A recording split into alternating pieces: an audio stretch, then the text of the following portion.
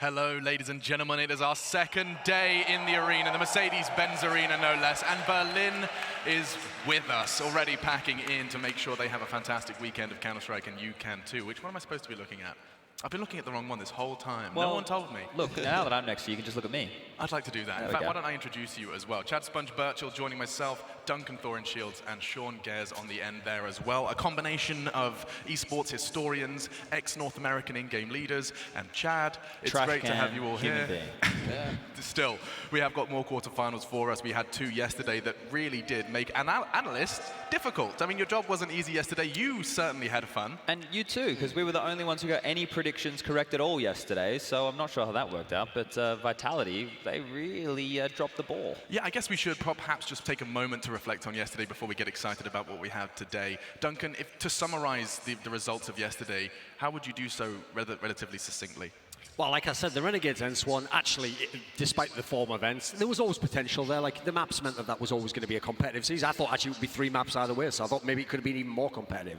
Vitality, like I said, like no one, you can predict that. You can go with the crazy pick, but I don't think you can find any metrics to actually justify that. It was the biggest upset I've ever seen in the majors. I would love to see people come up with their formulation of how they would see Avangard beating Vitality based on the information we have coming out of a player break and seeing the poor form from Vitality in certain games. That's the thing, is especially given what we've seen out of Avangard in the Challenger and Legends stage. I mean, they did blow through the Legends stage, obviously beating Liquid, but you could not have seen this coming, even though Vitality struggled in that Challenger stage. Like, no one saw this coming. In fact, why don't we bring up the bracket so you can see exactly what we were presented before we started this whole journey, and you'll also get a taste of what is to come today, because we have none other than Na'Vi taking on NRG and Astralis Liquid. When we were closing out the show, when we were closing out the show and this bracket came on our screens, we were reminded that Counter-Strike was still so much to come, and an NRG, Na'Vi, Astralis Liquid day, that's one day of Counter-Strike. And I'll let Sean, with that face on your face, you're pulling quite an exciting one. I'll let you explain why that first one has got our taste buds wet. Yeah, the first one is honestly so confusing to me, right? Because we have NRG, this team full of young players that are definitely going to be around for years to come, versus Na'Vi. You know, they're the veterans. They've been here before. So it's kind of experience versus who's hot and in form right now. NRG by far the hottest team right now in this event. And the other game, obviously, is probably everyone's guess for like the 1 and 2 teams in the world meeting the quarterfinals. What's good is it's at 6:30, so all the Astralis fans will be out of school by then. They'll run home. They've got all the snacks and the popcorn. Their Astralis school bag. Exactly. It'll be brilliant. It does sound like a good one. It really does. And Chad, I saw you take to Twitter to try and summarize it in one tweet. How did you manage to limit yourself to 140 characters for Astralis Liquid? It didn't work very well, but for those people who don't quite understand, Astralis, if you're new to Counter-Strike, you may have missed what they did to Counter-Strike. They elevated the bar. They changed the way we appreciate the game. They gave us so many nuances to the details of Counter-Strike that we definitely love. And they are the greatest Counter-Strike team to ever touch the game. Now you've got Liquid. They've come into this year. They've been looking hot. They have done it in, look, they've copied a lot of things Astralis have done. Certainly. But in terms of across the board, they are the most skilled lineup, in my opinion, we've ever seen in Counter-Strike. Their problem right now is the skill seems to be missing. Yeah, so the conversation that, I mean, really not that long ago, surrounding Liquid, Duncan, was that they are some of the, if not the best individuals all in one team, and that's why they were succeeding. Does that still feel like a win condition for Team Liquid coming into today? Well, luckily, they haven't had that be the case at the major, and yet they did still survive. Like, for example, they won that crazy double overtime game against Mouse Sports, a team who themselves were hoping to be on the rise. So I think in some senses, it might sound counterintuitive, it's a positive that they still survived, that they didn't get knocked out. At the same time, though, yeah, the Team Liquid that was in form this summer, that would be the biggest blockbuster match ever if you had it right now. But if you're Astralis, you're actually thinking, we might have caught them at the right time now. This might be perfect, the player break for us. A break working out for us once in a while. Well, that's pretty nice, right? I do think Liquid has won 25 straight series. That's not bad. That's not bad. Coming into this game, Astralis would definitely be the underdogs, right? You can't expect for them to win. But yeah, there's so many similarities between these teams and their organizations and how much they focus on the psychology behind the game, outside of the server, and their approach, their practice methods. And I think that's what makes them both so successful. And actually, taking a bigger picture stance for a second, while we have the additional time, you talked about how they changed the game of Counter-Strike. I imagine that must be quite a frustrating thing from a player's perspective, especially in 2019. Every time you've innovated, every time you've come up with something, a way to give yourself a competitive edge, I don't know what the time frame is, but I imagine it's relatively short before everyone, should there be evidence of it working, is doing it. Well, the best example ever is Mouse Sports came into this tournament like, oh, it's brilliant, boys. We've got all this stuff figured out on Vertigo, and then even the teams practicing them like, yeah, we actually learned that from you in practice, and we beat you.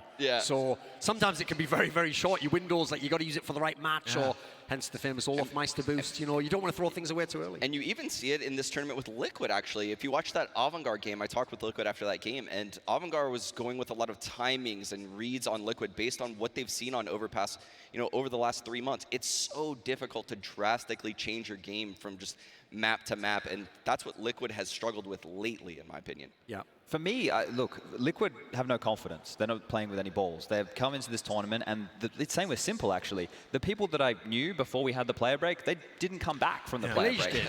Elige did. He did. Everybody For the else, rest didn't, I agree. they maybe the other Liquid guys stayed in Malta or something, you know, when they had their boot camp, but they haven't been playing confident Counter-Strike. And one of their crutches that they were falling onto was the executes. And you could see when they were running the executes and people weren't, you know, taking the gaps or maybe playing with a little bit more risky style, they were getting shut down. And that seems to be some of their problems. Even still, they scrape through. So if that confidence is here, it should be now. If Astralis, your nemesis from last year, the team that broke your heart time and time again, deja vu, walking up against the stage of shaking Glave's hand and then losing in convincing fashion, if that hasn't stuck with the 4 members of that team that went through and it doesn't, you know, get them going here today, I'm not sure where the issue is. And I'll say right now, listen, you can beat them at EPL, you can win the Grand Slam while they're watching, you know, they obviously didn't make the final to beat you. None of it actually matters if you don't win this major, because if they win the major as well and they go back to back to back, no one's going to remember that. And more importantly, the window till the next major is something like, isn't it something like 200 plus days? There's not many teams have ever stayed on top that long. So it might seem like, it's no problem. If you don't win this one, you get the next one. This might be your window to win. And right now, we're only focusing on Liquid, right? Yeah. We're not even talking about Astralis. They could win 3 majors in a row. Like, Yeah, that's they never really been done That is before. an incredible storyline. And that's what's so incredible. That's our second quarterfinal. The first is Na'Vi versus NRG. And I'm sure we will be not hesitating to explain all of that one. But let's get this party started. Mercedes-Benz Arena welcomes the second day of the playoffs here for the Counter-Strike Major.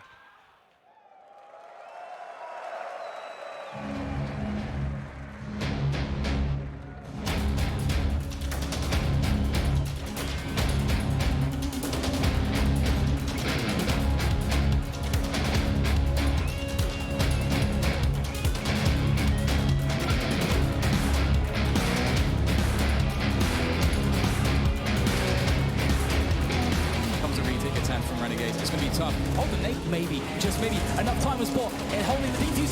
See, we're having a pretty good charm of it. Oh, he's going to shot every single one. Sandwich creates the space for Renegades to slam dunk this round again.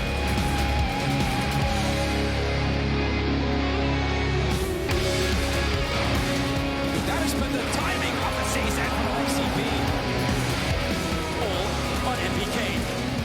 They've already tagged him on Kicking with a 1 kill.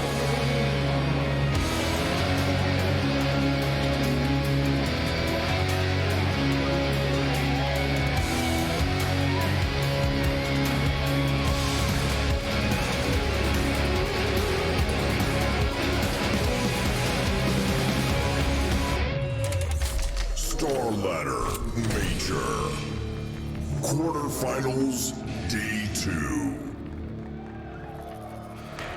Ladies and gentlemen, welcome back to the Mercedes-Benz Arena. Let's hear it for them. Yeah, that's that low roar I like. That's that noise that I like right there, baby. Yesterday, you didn't get enough action. You didn't get enough quarterfinals. So today, I've got 2 more for you. And whether you like it or not, North America will be sending a team on in to the semifinals. Sometimes, you know, sometimes North America, we might just win a major or 2. You never really know. Today, I'm going to be featuring Liquid. I'm going to be featuring NRG. I'm going to be featuring that of Astralis and Na'Vi Davi. That's right, Na'Vi themselves, Natus Vincere. But ladies and gentlemen, I need to hear you make a little bit of noise for me so we can get this started. This is supposed to be a celebration. No, let's try that again. Let's try that again. A little bit of low roar, please.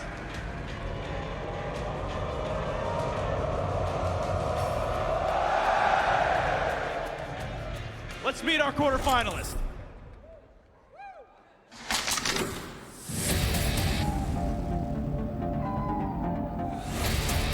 Welcome on stage.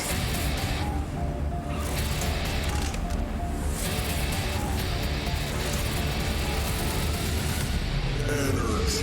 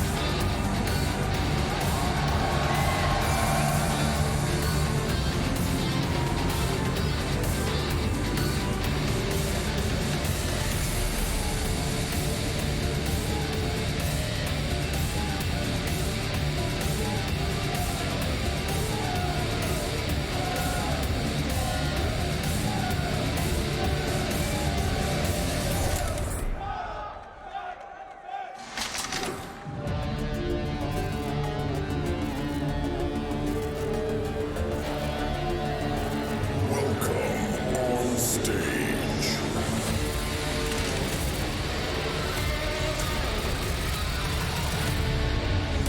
Natus Vincere.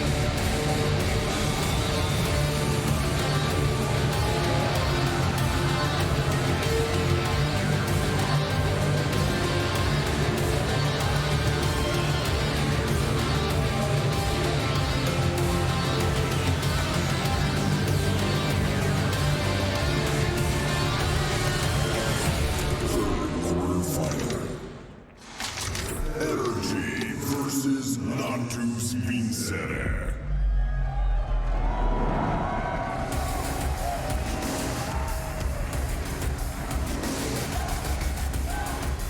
Contrasting routes to this stage of competition. NRG, one slip-up versus Dream Eaters. They glided through the North American minor prior to that. The Challenger stage, just the one blip. And from there, the Legend stage, well, it was legendary. NRG did not drop. Liquid, Renegades, Astralis, even a best of 3 versus the Danes. The best to ever touch the game. It was easy for NRG here in Berlin. Na'Vi, quite the contrast, and yet both standing on the same stage and just a best of 3 between them and the semi-final. Yeah, look, I might be an analyst, I might look at the numbers, but I want to throw all that data out the window. NRG have had a very long break until we've gotten to this stage. They've had a lot of time off, and their players, when you look at them compared to Na'Vi, do not have the experience, not even close. It's not even close between these two teams. And I'm sitting here and I'm looking and I'm going, the greatest player to ever touch Counter-Strike is in the server here. And this is where he does his absolute best work. And when you look up, if you're an NRG player, you see him, and you see the trophy, and you see Electronic. Yeah. Are you going to shrink in the moment? Highest rated player of the tournament, Electronic. The fact that Simple is the first name out of our mouths, Duncan, and yet Electronic stands as the highest rated player, there is some firepower on the Na'Vi side of the stage. And that was always the storyline with Na'Vi, isn't it? It's like, yeah, you know Simple's going to be there, but will he get the help? Now, oftentimes he didn't. Oftentimes that was exactly where everyone looked at the lamp, said they need roster moves. But if he can turn up, now it's just Simple we need. And then if the two of those are going, you're going to have an amazing match. Like, as Chad said there, the experience definitely on Na'Vi's side. This squad has been literally, except for Boomich, in the last 3 majors, they've made the top 4, so they're used to always winning this match. This is default for them. Meanwhile, for NRG, some of the players that got them to this stage, we're seeing overperformances. We're seeing numbers that are elevated, Stanislaw, above what you'd expect when they get to this stage of a major, where obviously NRG is an org, no history at all, basically. What we'd expect, but I look to you now, Sean, and I ask, what do you expect? Do you think they can replicate those performances? I saw Stan in Starbucks this morning, and he said, yeah, it's not easier said than done.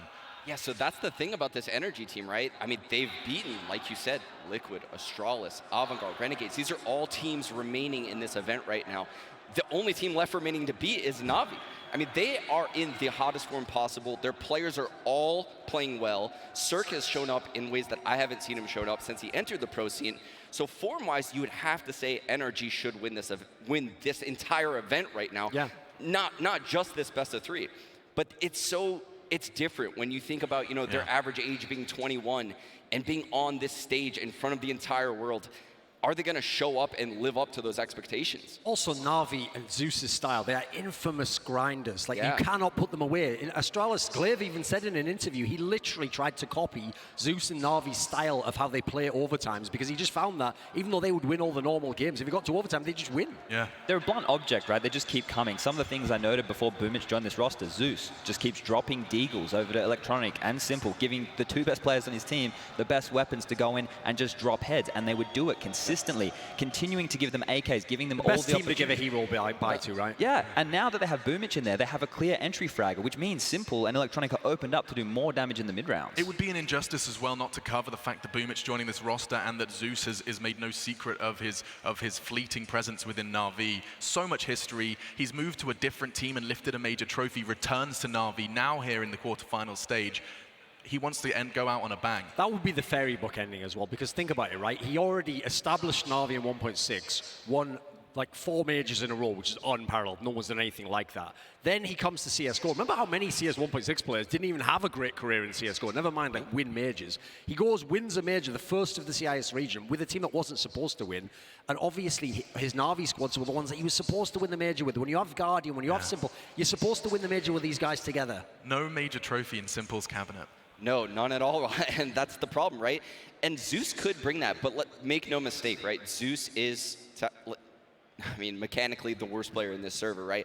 I will tell you, just as much as anyone, he's a top 5 in-game leader of all time. But in this server, right now, these NRG players are absolutely insane. Especially when you look at the in-game leader of NRG. Stanislaw was probably the MVP of that last stage, if you consider what he did against Astralis. Like, this guy was calling and fragging. I just want to talk about NRG's form, right? We've talked about all the good teams they've beaten, but they had to go through the minor system to get here, right? It's been a long journey for these guys. They've played 16 different maps, right? They've only lost 1. And that was against Dream Eaters in overtime, and that was kind of an outlier. Yeah, exactly. So they have been in really hot form ever since they've been competing on LAN in Berlin, right? So for them, it's been a long road to this point. They've already played quite a few maps with Stan since his addition to this team, and I make a lot of similarities with him when he was leading the Optic roster to this one. Remember, Mixwell was in there. You had Rush in there. You had all these players that were was there as well. Yeah, you had playmakers within that team, and I think this NRG team is a similar makeup. Everybody on that squad can make a play. They can go aggressive. They find a gap. That's why I'm concerned for them here. Because the nerves of the stage, if they don't go for those same plays, they're not going to win the same rounds. Yeah, But they must be cognizant of that, I imagine. Sure, but the big problem is, listen, you can sit and you can practice, and you can talk about it, and you can have a sports psychologist, but until you're in that moment, which they've never been before, you don't know what it's like. And I actually think this setup especially is going to increase the pressure, because you're in these booth setups, you can literally look and see your opponent. You can also see the cup itself is in the middle. Like, there's no way to get away from it. You can't tell yourself you're just in your room playing an online game. Yeah, if you think Na'Vi is going to win this game, that is exactly why you think they're going to win, right? You have no visual proof as to Na'Vi is the better team in this matchup, but you have to feel like all of these factors have to affect NRG. I mean, even their coach is only, I think Chad tweeted out, he's like 22 years old. 22. He's the youngest coach that we have here in the playoffs. Most people are pushing 30 on that list who made the playoffs. Certainly, and it's often because of the wealth of experience. Imapet's always taken a very different approach, more of an analytical coach, which is something to consider when we get towards those vetoes. Before that, though, we haven't touched on Na'Vi's run. We've kind of breezed over it, but just to kind of highlight those games, Chad, what did you learn from their wins? MIBR, Crazy, a loss to Mouse Sports. The Counter-Strike from Na'Vi, as Sean said, hasn't been convincing. Yeah, and that's what we learned, that it hasn't been convincing. It's just been very, very shaky. Simple, he still gets his, right? You look at the end of the game and you're like, oh, Simple's still up in the stats. You know, he's getting his numbers, but it's not the same impact. We have set the bar so high for Simple, and we set the bar so high for Astralis and Liquid. These names, there's a reason that we talk about them as the best. They live up to that standard time and time again, and Simple hasn't done that so far in this tournament, at least to the point that we come to expect. Now that we get into this playoff stage,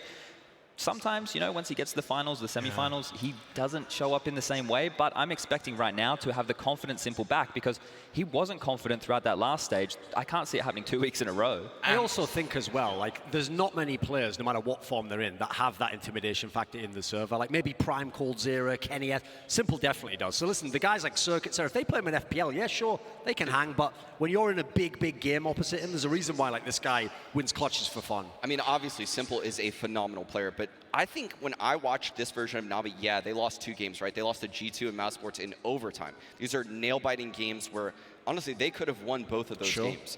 I like what I see out of this new Na'Vi team. I think what Boomich has brought to this team, I can't state it enough. I think he was an incredible addition. And when I watch them play, it's like they have a second in-game leader. They are grooming him to probably eventually take Zeus's spot. And you can see they're very decisive in places where Zeus isn't now. Oh, okay, so we've lost that, what was often regarded as, you know, a real weakness, the Achilles heel of Na'Vi is at times, not necessarily when the pressure's got on, but rounds can get a little lost, a couple slip away from indecision. Yeah, I agree with Sean in the sense of how aggressive he can be and the information that he's giving to the team, but they still seem to have this it's always going to be the way with Na'Vi, this infighting situation. You see it getting, we could hear them when we were in the last stage, and apparently that's how they communicate all the time. But from an outsider looking in, it looks like they're having a conflict Family feud. every round. And sometimes that brings the best out in this team. And all we're doing right now is talking about emotions and confidence and all those, buzzwords. But I seriously believe that Na'Vi are just based around if the individuals show up or not, right? And we're used to the individuals showing up. We touch on Boomic's arrival to Na'Vi. We have yet to mention the man right there behind Zeus with the plan. The reason he's here. The reason that The Boomich was veto. selected. Now, I've spoken to Blade a couple of times, and he said he hasn't actually had that much input in the team thus far. Now, maybe, in how they're doing things and how they're, oh, is this the veto? This is it. so That's sick. gorgeous. Okay, so Overpass banned. Interestingly enough, the map that they fell to Dream Eaters on, NRG don't want And to by the play way, it. That's NRG interesting. always bans Vertigo usually initially, but the point is Na'Vi obviously bans it as well, so they're trying to force the Vertigo There we ban, go. and there we go. Zeus is pretty typical actually for having to do that basically. So the question now, this is where it gets interesting because maps all look pretty good for the guys from NRG, but these are all maps traditionally that you're expecting. So I'm actually thinking Train. They usually got to pick be a Train, classic but yeah, pick, that's, right? that's kind of going into... I have a really hard time That's reading that. Dust2. Dust2, I That's believe. Dust2. Yes. That makes sense. Listen, that this is a makes good sense, pick, though. yes. Even though Na'Vi themselves have picked this a few times, they've lost every single instance of it. So it's not a map, actually, traditionally, they've ever really gotten to grips with this rework of. Meanwhile, NRG are studs on this one. They absolutely love this map. Surprisingly, you would think, Simple would dominate on a map like Dust2, and I think that's actually a map he struggles on. Mirage is picked up by Na'Vi in response. I thought they would have gone for something like an Inferno. This here allows, if the individuals of NRG do show up, they might be able to get run over. I thought NRG would ban Mirage, but since they left that in the pool for Na'Vi, I thought Na'Vi would pick Inferno as well. But since Mirage was in the pool, I think Na'Vi is almost enticed to pick it. In the time they've had Boomich, Na'Vi has never picked Mirage as their map. And in fact, they lost it at this tournament to Crazy, if you remember, in that series. So that is actually a very weird pick right there. Like, listen, I certainly think it's not a bad one against NRG, but we were expecting something like Inferno is an Train, obvious one. Yeah, Inferno and Train were maps I And definitely then the thought I'd decider see. being nuked is ridiculous because here's the thing. NRG don't have like stellar form on it, but you cannot erase from your mind that they took the greatest nuke team of all time, Astralis, and smashed them on that map. Meanwhile, Na'Vi, they're certainly all right on it, but it's certainly not a map that they're usually opting to go into. Just with Dust2 on the screen here and you see all of Na'Vi's losses, none of them have been after the player break. None of them have been at this major. They haven't even played it yet. So NRG are going into the dark. Yes, they're completely going into the blind here. And this is a risky play by NRG. NRG has taken down some serious scalps, though, in Dust2 in this event. But those wins have required a lot of force by success. And this is something Chad and I have brought up numerous times. That Renegades game, That could have gone the other way. Yeah. 16-14. Weaked by that game. Yeah, I That was want to the just say, Deagle round, actually, right? Yeah. since we just saw the lineup there, the one thing about the NRG squad for me is, listen, maybe this is their coming out party now. Maybe they're going to be the next great team that could win the whole tournament. For me, I still have that feeling. This feels like Team Liquid last year, Astralis 2 or 3 years ago. It's like, yeah, next year, your time will come. Keep the squad together. There's some really good players here, but a couple of them have got to prove something to me. Something I will say about that Mirage pick by Na'Vi, in all of the interviews lately, they've said their Mirage is weak. They don't like their Mirage. Now, they could have baited Sandbagging? energy into Classic not Na'Vi sandbagging. veto. So, I mean, I'm just saying, they could literally be being I have very to say, deceptive though, in I interviews. agree with you totally on that take you had that. You would think, if you have Simple and Electronic, you should dominate a map like Dust2, but it does not fit stylistically the Na'Vi style. That super slow style, putting people on the outskirts of the map and having them bait, that's not how you play Dust2, really. And one of the men who's going to have been putting his thinking cap on coming into this veto, which just concluded, was the coach of NRG. On your screens, I'm a pet. He sat down with the camera crew ahead of this quarterfinal. Yeah, I mean, I think we still have plenty of energy left. Like, we had 5 days off because it went 3-0. We took 2 good days off, and now we just have 3 days of practice. So I think we're just all, like, super energized and ready to play. Like, everyone every day says they just want to keep playing. Like, they don't want days off. They just want to keep, like, riding the momentum for the 3-0. I don't think anyone expected it, honestly. Even my teammates, I don't know if they expected it, because when they did their pick'ems or whatever, they put Liquid 3-0. So, I mean, yeah, you never know. Like, it's just a crazy result because the BO1's at the start, and then you never know who's going to win those. And then for BO3, I guess you kind of can tell who's going to win it, but at the end of the day, like, 3-0 doesn't mean too much bigger difference between 3-1 and 3-2. Everyone makes it eventually. I think some teams, like Liquid, I think they'll probably be a lot better just because they proved that they're good in the BO3s, and they just only got upset in BO1s, and you're not going to see BO1s in this stage. So, yeah, I think they're going to do a lot better than they did in the last stage, and I can see them making like a deeper run for sure. I think all the Na'Vi players are super good. They all like are pretty talented, and Zeus is like a pretty good IGL, and I think I have a lot of respect for him. He calls pretty like simple stuff, but it usually works, and if it's not working, then he has Simple, and Simple's like pretty insane. So yeah, I mean, they're all just like super talented, and they all can make plays, and they all can win rounds that they shouldn't win, but I think that goes for every team at this point, and it's just gonna matter who shows up, and they're pretty consistent players, so I'm expecting like a pretty like hard game. I mean, every player right now is just super confident and like super happy that like we made top 8. Like for most people, it's their first time making like top 8 or whatever. So, and it's my first time as well. So everyone's just like super happy. It's a big accomplishment, and not many American players have made that accomplishment either. So yeah, it's just a good feeling in the whole team.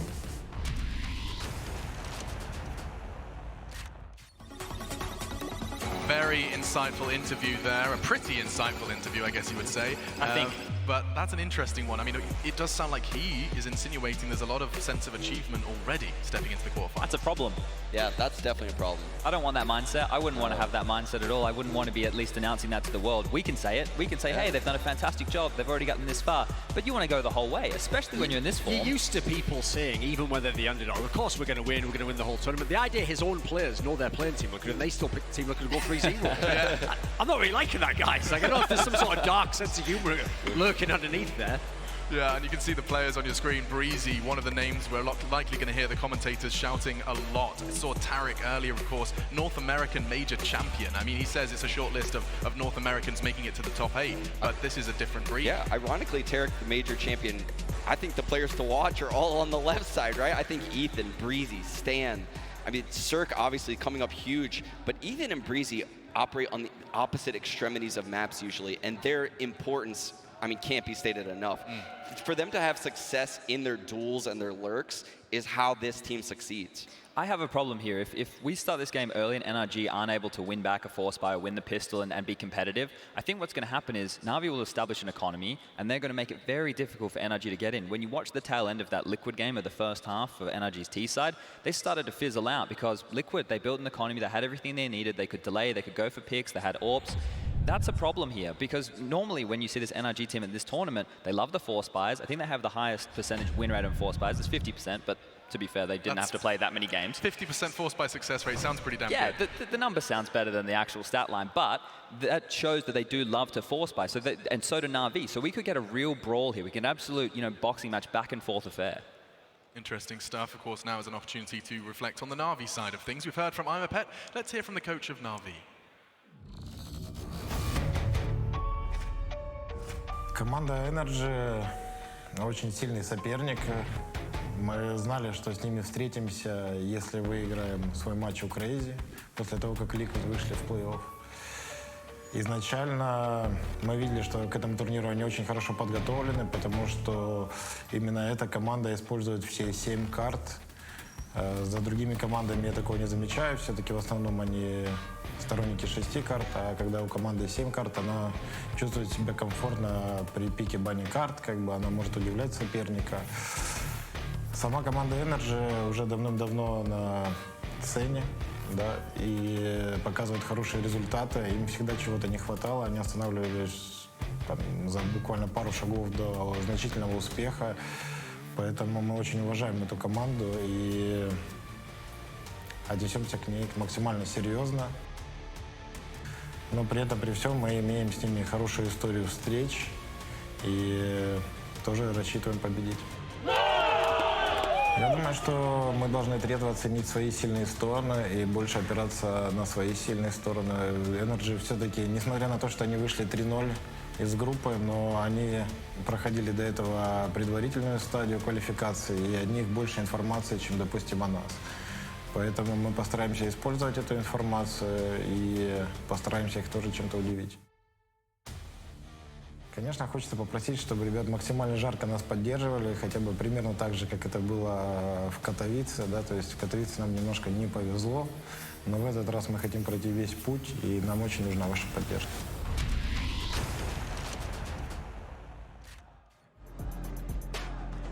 Na'Vi, what a prospect it is. Coming into this game with respect for NRG. It's not often a guarantee versus Na'Vi. Sometimes they will just rest on their laurels, rest on their fragging, and it's got them to this point now with respect. And with Zeus on your screens, the leader who's been pulling the strings for so long in this Na'Vi roster. All-star in Simple, fan favorite.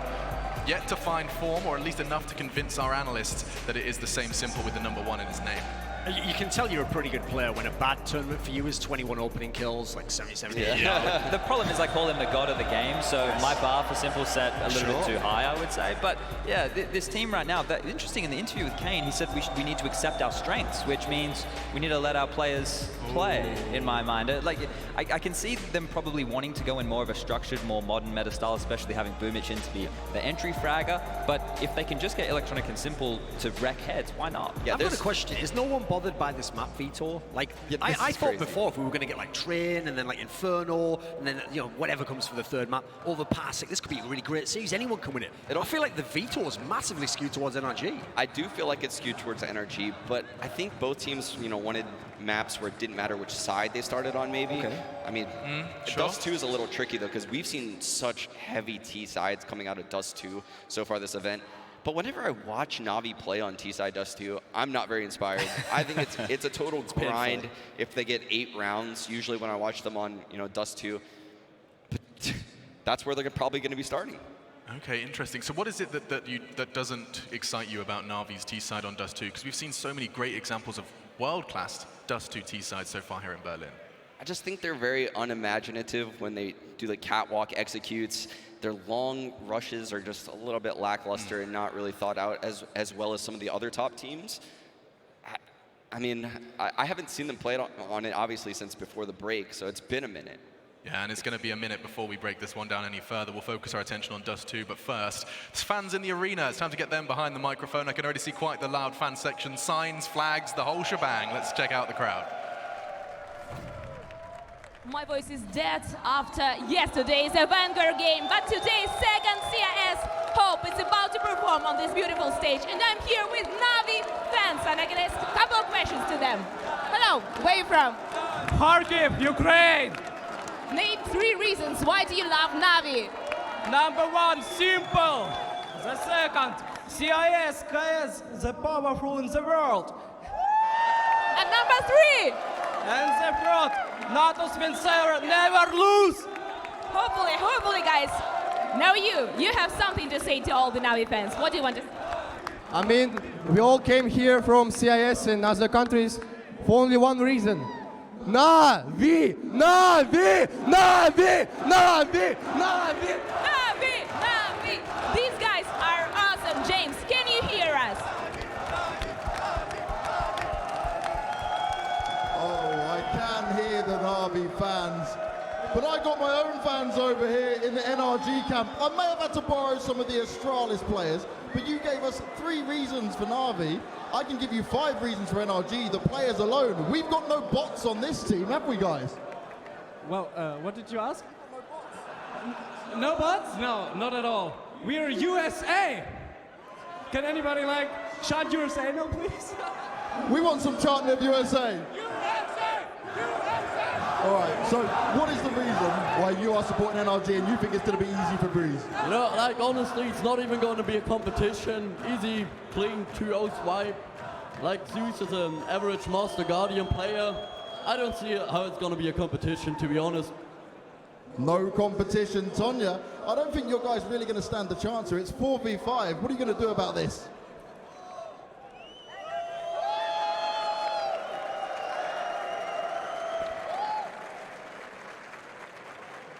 Some BD energy definitely in the arena tonight from crowd and players alike. We are Where getting did that closer. fan get my script from?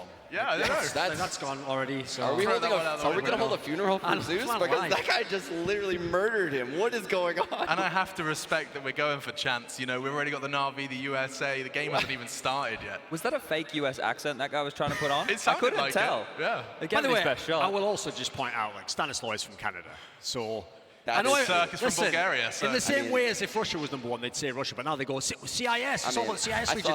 NA goes to NA when USA is I saw C9 tank rooting for Na'Vi. I saw Astralis logos. It doesn't really roll off the tongue, does it? Going USA, Bulgaria, and Canada. There you go. Yeah, that's the one we really should be doing. But yes, this mix of different nationalities has found success, and now heading into Dust2. The point we were making prior was that the Vito has got our analysts concerned for Na'Vi. You were expecting to see at least something a bit more in the Na'Vi map, or at least that's what they're saying, Chad. Yeah, look, I predicted Na'Vi, so I'm going to give some reasons why I think this is all going to be okay. You sticking with that? Yeah, I'm not going to change it. Let's, double down around here. Make things a bit more interesting. Yes. But I think that going into this, when I've seen NRG look good, their CT sides have been quite aggressive. Cirque's been pushing lower dark with an AWP, getting opening picks, making life very difficult. Look, the odds here, I think, are probably more representative of what we should be looking at from GG. You a poker player or something? Yeah, I got all the odds down. But I think that Na'Vi being a bit more free-flowing and maybe going to take a few more risks, that's not going to be able to be punished in the same way. They're also going into the dark, like we already mentioned. How are you going to counter-strat what you don't know?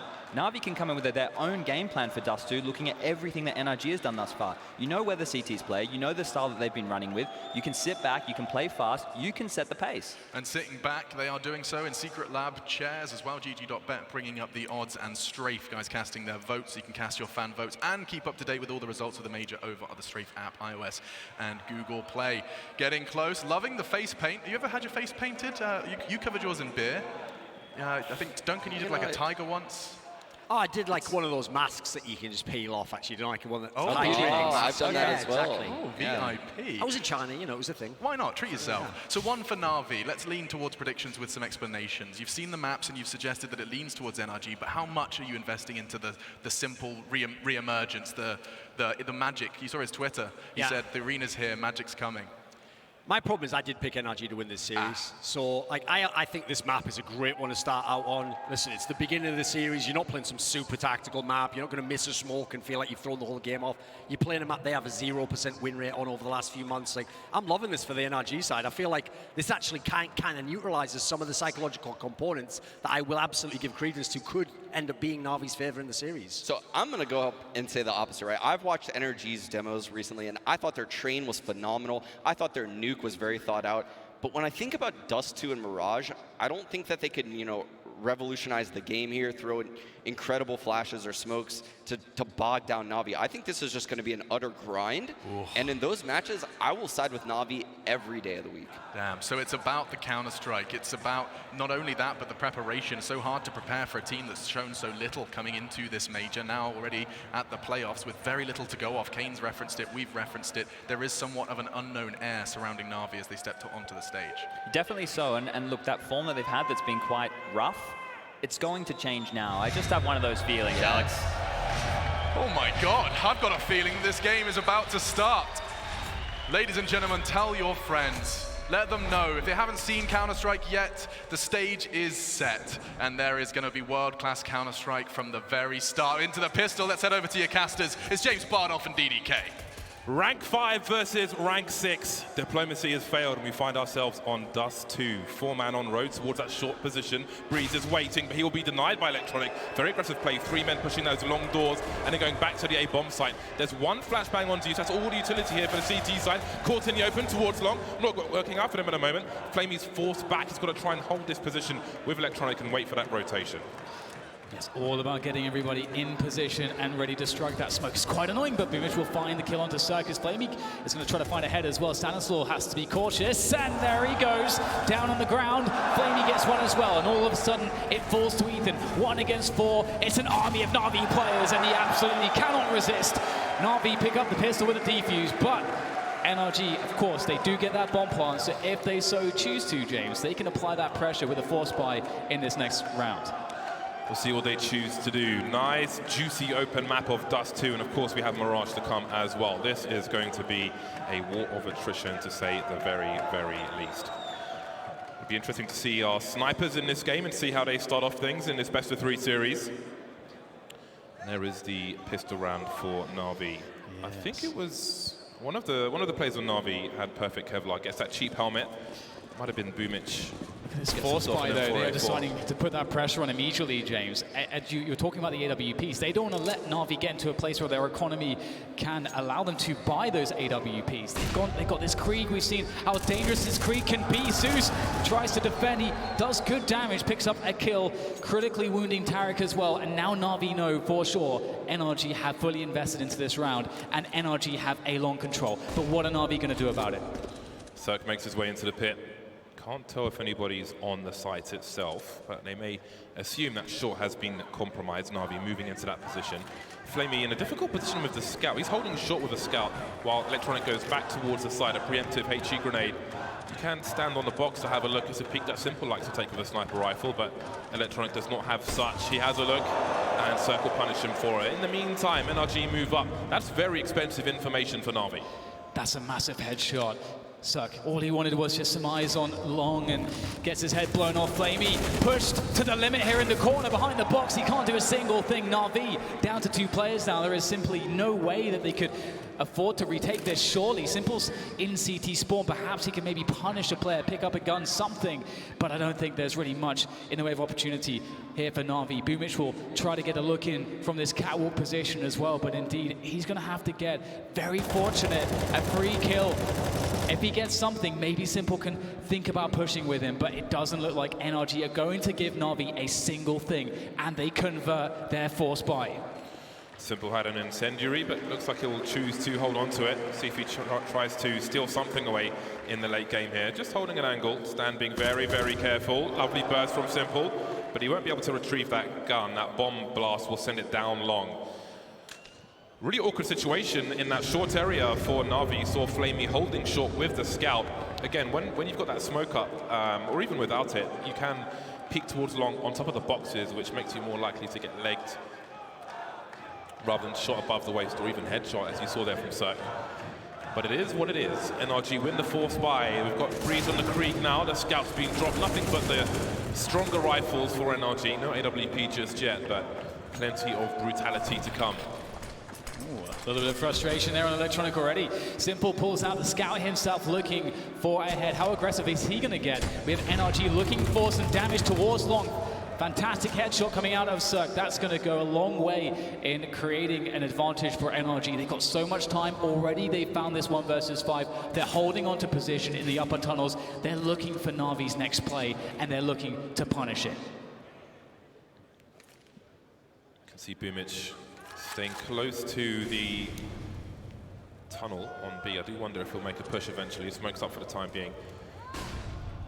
Simple fishing for something in that mid position. Doesn't see the player jumping on Xbox. Bomb's been dropped in the middle. Stan makes his way up. Just about saw him, so there's some information, but not so much they can do about it. As you can see, Na'Vi have all moved over towards the B bomb site. If they are to lose this round by elimination, then the next round is Eco, so they're hedging their bets. They'll all go towards B. If the bomb goes towards A, then such is life. However, it does look like NRG might be splitting the B bomb side, so it may be coming the way of Na'Vi. 45 seconds on the clock.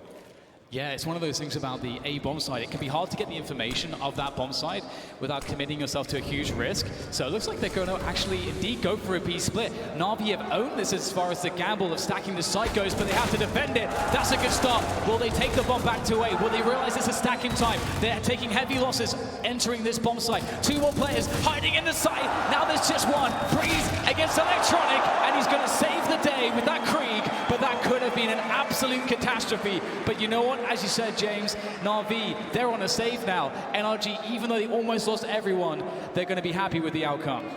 As long as you win the round, that was a scary one. It didn't seem like they noticed the players towards that car position at all for a second. Down to 12 HP, really could have gone either way, and that is some early frustration.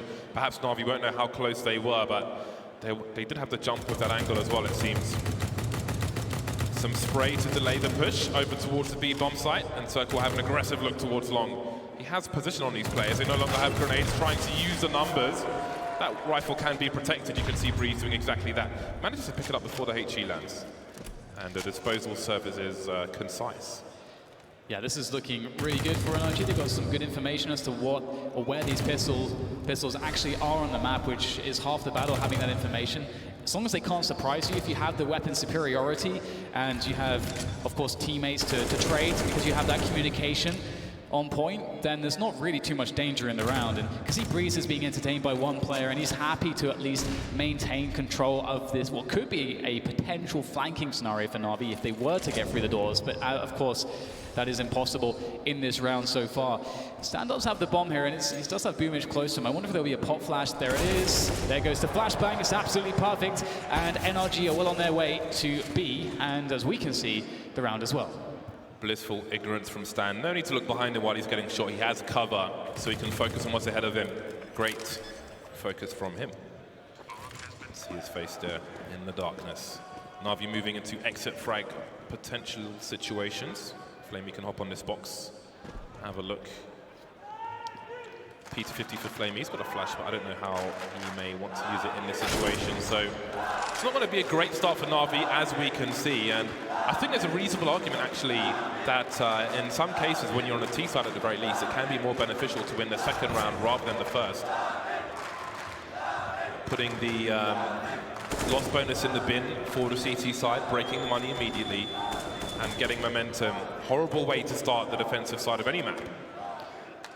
Yeah, it is so important as well, because for NRG, the approach that they go for that force buy after the bomb plant, after losing that first round, keeping that pressure up on Na'Vi is so important. One of the most annoying things on the CT side is if you cannot get those AWPs running, and sometimes you want to run 2 AWPs. It's extremely expensive, and that economy, as well as you build on the CT side, gives you more chances to take these aggressive risks. He saw the gun through the door. Foul, please. Absolutely. I thought that wasn't a thing anymore. So again, James, look, no AWP for Na'Vi. They've got limited utility as well. NRG looking for some flashes towards long, and that might entertain Na'Vi, who started off with 4 towards A at the beginning of the round. That leaves some holes at the mid position for the beginning timings of the round. From a T perspective, the longer you can keep the CTs with less than optimal buys, the better. That was pretty key in the matches we saw yesterday, and I'm sure it will be today as well. You don't want Simple to be on the AWP. You want it to be hard. You want sacrifices to have to be made. Maybe he's got no Kevlar, can't take positions where he might get naded, so on and so forth. And here is Simple by those middle doors. Standard stuff at the moment. NRG taking the short position. We see Na'Vi have got 2 players towards long. Another issue with not really having perfect money on Dust2, we'll talk about it in the rounds to come, but if you look at the players around the A bomb site and long, if you have a sniper, for example, around that car position, he doesn't just need an AWP, he needs flashbangs as well. If he needs to support a player who's in the pit with some flashes so he can peek, or a player who's on a site like Electronic, then those flashes are also important. 44 seconds, and the long take is being denied to a degree. But Zeus has got some work to do as well. They have to win these aim battles. They don't have any utility to stop a push into the site. Great shots again from Breeze. He's really delivering. And Stan will finish things off on that A-bomb side under control now. The situation is looking great for NRG. They'll get the bomb down as they toss it across. No smoke needed. They don't have one, but Na'Vi, they've been absolutely crippled in this position. Again, Na'Vi started off with 4 towards long. They invested a lot of their limited utility in holding long early on. NRG didn't go there to begin with. They delayed their A split, and then Na'Vi, they had no utility at all. Have to win these aim battles, and that's a good frag from Simple. But the problem is that even if he can make an argument to go for this, Boomich is just out of position, so it's not really going to be a possibility. There's no kit either, so Na'Vi are just in desperation mode here. And James, you start to wonder, should they have just taken the sacrifice earlier and just tried to play for an AWP as far as, you know, saving more money and just taking a round loss or 2 with ecos? Yeah, on the plus side for Na'Vi, it's just one of those starts on the CT side where you just are so limited. Again, you're limited in utility, which makes it harder to go for forward plays, pushes and so on. Don't have the AWP either, so they can't really play their game just yet. It will be a bad start, but it won't be too concerning. Every pro has been here before. 4-1 for NRG, and they've put themselves in a situation where they can build some money. They don't want to be losing 4 players like they did on a previous round. They want to be able to have a full buy with 0 issues if Na'Vi win the next round. They want to keep the pressure up, focus on taking as many players out as possible in that next round. Should they lose it, of course, they'll be aiming to win. Tac pause from Na'Vi as they can make some discussions. They've got some rifles to play with here, and of course they'll be having a big buy in the next round.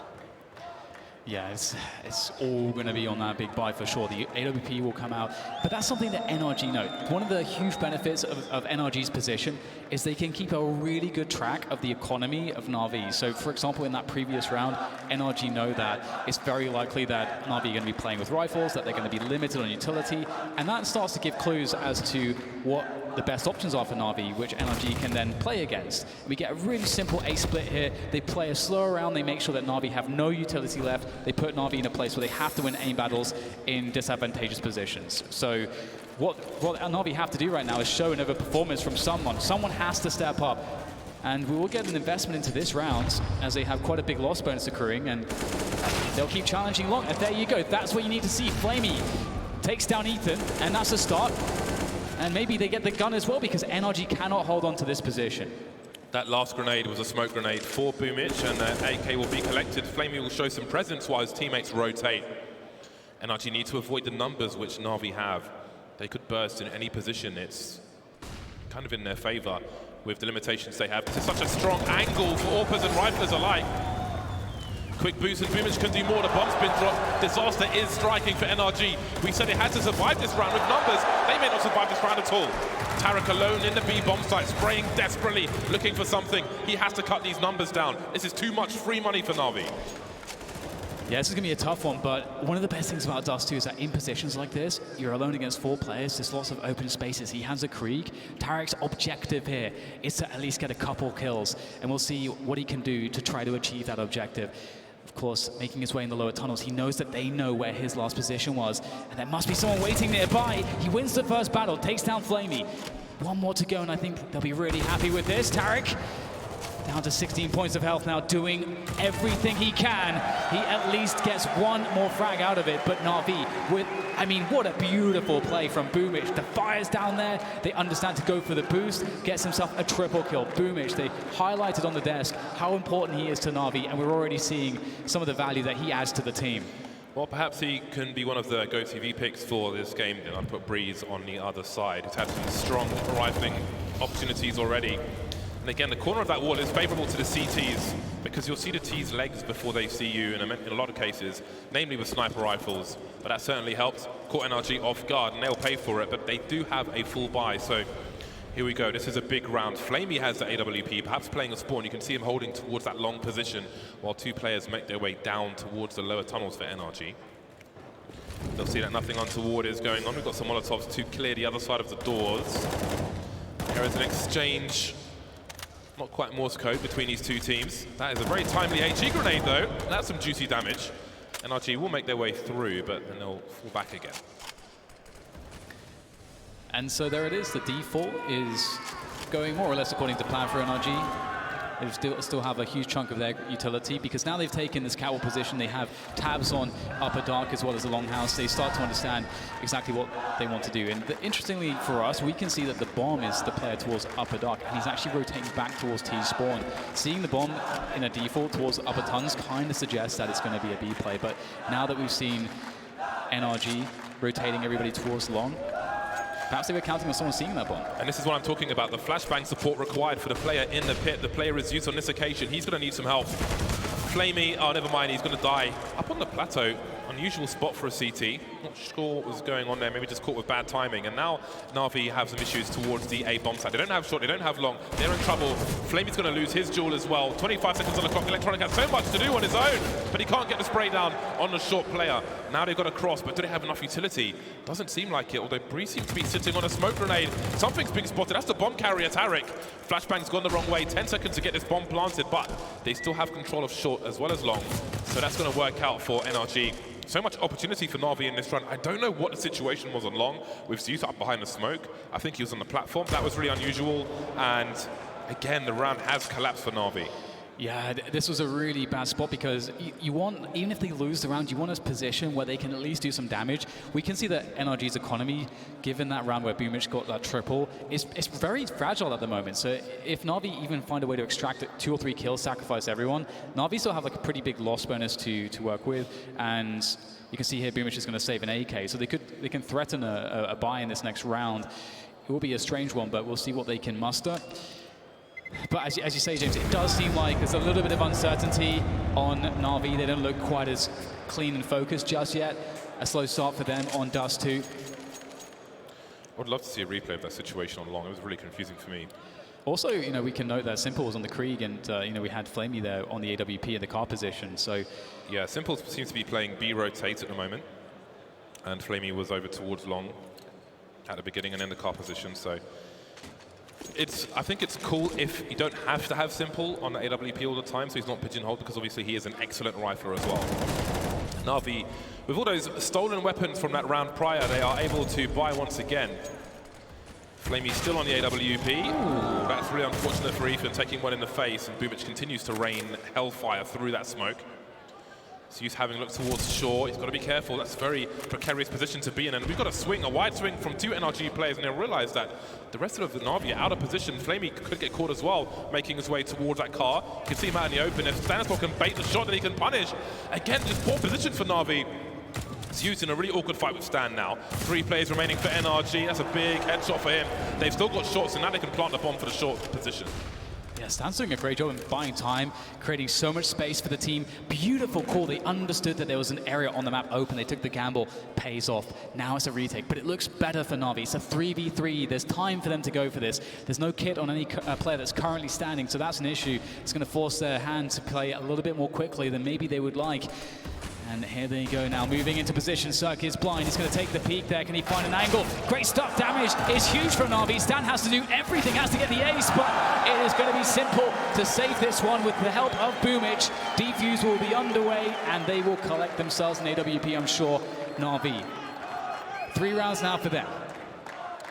So he's going from long to short. I don't know if they're trying to move his position around, if they think NRG are trying to target him or something, but they seem to got caught off guard there towards that short position. The angle he was holding, I don't know if he was just aiming to spot and not necessarily fight to the death, because that is an angle you would normally see with an AWP, where you can take a strong shot to the chest and just fall off.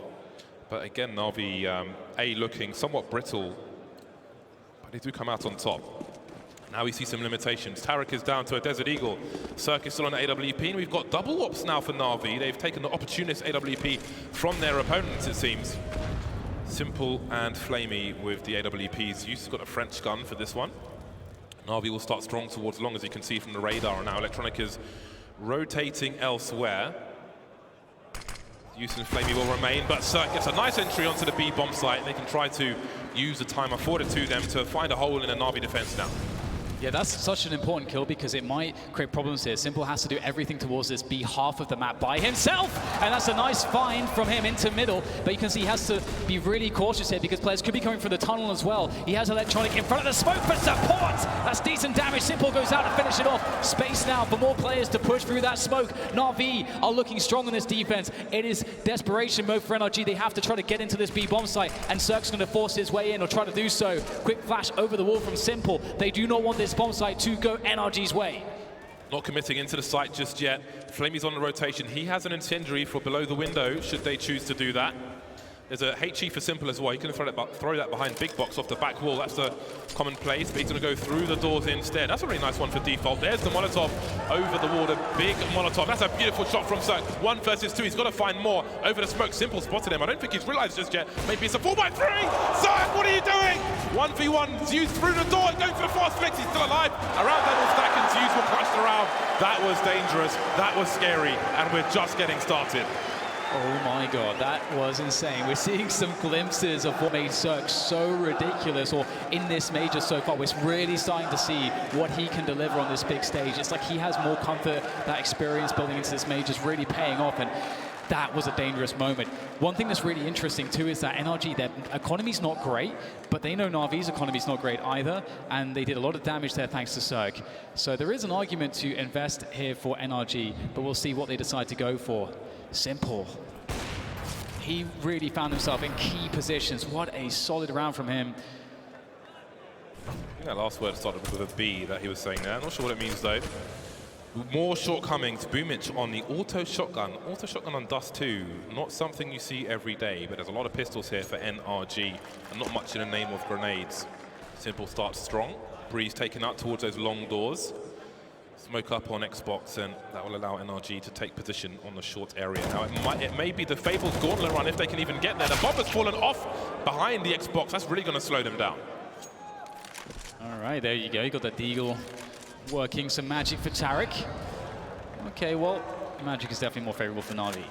I guess you can pick the better weaponry over that every day. Ethan has found himself an M4 though, and he's looking to get a headshot of his own, but looks like he's going to get taken down by the auto shotgun, so that actually worked out perfect for Boomich. Manages to recoup all of his investment and upgrade to the M4, so definitely a big win getting that auto shotgun out. We are tied 5-5. It looked really good at the start for NRG, but as soon as those AWPs came online, I mean, it wasn't the best look like immediately when we just saw it with Flamey, but then when Simple picked it up as a secondary AWP, it's really been looking good here for Na'Vi. They've been very dynamic. He's been hitting his shots. We've seen some good retakes on A. This is shaping up very nicely so far, James, for both these teams. It is indeed. 5-5. We wait to see what the buys will look like. The tactical timeout from NRG has come and gone, and the Kriegs are being purchased. Breeze has looked really nasty with the Krieg so far. A very accurate weapon. You don't have to scope in with it. It is accurate regardless. Really accurate, not 100%, of course. Nothing is in Counter-Strike. But the armor penetration is certainly at that big 100%. Boomich will have the second AWP now instead of Simple, so it will be Boomich and Flamey with the AWPs. Still waiting for him to have an AWP called Boom Bitch, but maybe another day. That's a great start. It slows them down as well on their approach, which maybe buys him some time to rotate back a wall of smoke in that long position, but everyone is still alive. Yeah, so this is always a very interesting dynamic, but before I can go into that, look at this information-seeking game that Zeus is playing. He's been pushed into the dark position. This is really interesting. There's one player on the extremity there. That's going to be Ethan. He's going to be running into. Ethan's holding for a push, but from the B bomb site. And now the gun's been spotted. This should be a free kill for Zeus. He goes for it, and he'll get it. Takes a lick of damage, but that's a huge win. That might speed things up for NRG. They've got two options. They have time to recover that position, or they just let Na'Vi know what they're doing, which is not great. They can't recover that position because you smoked off the tunnel, but also he picked up the smoke from the opponent. Boomich is getting too hungry for information. And Tarek is close enough to move on to the A bomb site. This is the opening they needed, and now they're going to start to fake because the bomb's actually outside the B tunnel. He's inviting all of this utility from Na'Vi. Spam. It's an air raid. It's Call of Duty. Where are the dogs at? 3 CTs in a short position. The bomb continues to creep. Everything slows down, and are they wondering? Electronic going through mid doors, but he's still looking towards A. Tarek's being taken out, and Breeze gets a free kill. Now they realize what might be up. Yeah, they had absolutely no idea. This turned out to be such a good situation, and Cirque manages to take down Simple, a free kill. You can see Na'Vi so out of position. They thought it was going to be A. It felt like that was the guaranteed play, especially as Zeus had just scouted the tunnel. He just smoked it. Why would they think any different? But now they're getting absolutely annihilated. So outmaneuvered. What a heads-up play from NRG when they saw that smoke to just go and push through it, to not allow Na'Vi to just smoke off one entire area of the map. The hunger for information is absolutely a big player in that game. Boomich going so wide. I guess he wanted to see if somebody was close long or something, but it cost them everything. Again, Zeus, he took B tunnels, he smoked it off, he took the smoke from the player he fragged, so he could have re-smoked that if they just held position. Who knows? I mean, Tarek was moving forward, so maybe he makes a play anyway, and the same thing happens. But here we are, NRG in the lead once again. There is some money for Na'Vi. They're going to go for the fourth buy. We'll see how it looks. That is such a huge frag from Cirque. That opens up the round once again. Then he punishes the rotation through that CT spawn position. So we've got FAMASes coming out for Na'Vi, but there has been a tactical timeout called by Na'Vi. They haven't had AWPs in many rounds just yet. I mean, that might not even be a determining factor depending on where they play them, but it is an indicator as to the health of their buys. This is such an interesting game so far between these two teams. I think we've had a bit of everything in terms of, you know, the ways that NRG have decided to attack the map and the bomb sites and the responses from Na'Vi. And one thing, you know, is certain: we're seeing a really good level from Simple straight away, and that's really important. Obviously, he hasn't had absolutely the best tournament ever so far, but he is a player that will always deliver when you get very deep into a tournament. And So it's very encouraging to see that. Cirque also, good to see that he's hitting his shots. And here he goes, looking for that play. The flashbang will deny him any information. Still looking for that peek. We saw him get one from that position earlier, but he will be completely denied. And Boomich is going close. We do have an AWP on Simple, but the utility game is just so lacking here for Na'Vi. That's going to be a problem if NRG play a slow round. So this is a position we saw Zeus spotting in with the Silence Them 4, but again, more common to see in AWP here. With the flashbang, Simple will be forced off, but he won't fall off. He has the confidence to reposition. See Tarek in the short area. NRG setting up outside the B bomb site. The smoke that Boomich had has come and gone. He's got a flashbang. There's no one near Boomich, so he has no support of any kind, but maybe he can play around this smoke grenade. You can see Electronics in CT spawn. He might have a flash through the window. He's got a call for it now, but he might not survive. Or maybe he won't Boomich with two! But still, he will be taken down and the bomb site looks to be going the way of NRG. And again, Na'Vi, they don't have utility. How do they get back into the bomb site with no incendiaries, with only 2 flashbangs? They don't have any positioning towards the tunnels right now, and NRG are going to take over the tunnels with Cirque. So right now, they're going to have to, if they're going for this, they'll have to use brute force. They really have to think about this because they've got no money in the bank as well. And it looks like they may just try to go for the trades, or perhaps they're looking to see if NRG will give them something, give them an argument to really commit to this bomb site take. B, here it goes, 1 flashbang, but the double will certainly seal the deal. It has to. Na'Vi have to get out of there, but Tarek won't allow it. Oh my God, that is insane. With a FAMAS. Finds that headshot immediately after the first kill. You rarely see that out of the FAMAS. Tarek doing God's work with that gun, and NRG will cripple Na'Vi. That was such a giant gamble to try and retake that round from Na'Vi. Sometimes you just got to say, we're out of position, we don't have the tools for the job. Flamey has to jump in and take all the bullets for Simple to try and trade 1 player with an AWP. And Tarek, I think, got all the kills there. Yeah, that was mad. You're completely right, James. It doesn't leave Na'Vi with much at all. It leaves them with nothing. I'm really surprised they went for that retake. I completely agree. Risk versus reward. Well, this is their reward, whether they like it or not, and it's not much. It may allow NRG to target 10 rounds in this half. Yeah, yeah. That was kind of suicidal. Yeah, absolutely. And that's the thing, you know, if they had a really huge loss bonus, maybe you could make the argument, but they don't. They just don't have a loss bonus. You can see everybody's money is in a pretty appalling place. And again, getting the AWPs out is where they have the success, but hey, here comes a catwalk push. They found a headshot, and lots of CTs are moving through to try to finish things off, but Ethan will tap, tap, tap, and it is Na'Vi players falling down at the catwalk position, unable to recover the weaponry that was lost by by NRG, sorry. As Boomich is now the last remainder of Na'Vi with that scout, and NRG is just going to push him down, no fear whatsoever, and they will convert. 8-5. Na'Vi need to find some rounds here at the end of this first half. There's only 2 rounds remaining. Yeah, and their money is still complete arse. Boomich has 3,200. The rest of his team have just over $4,000.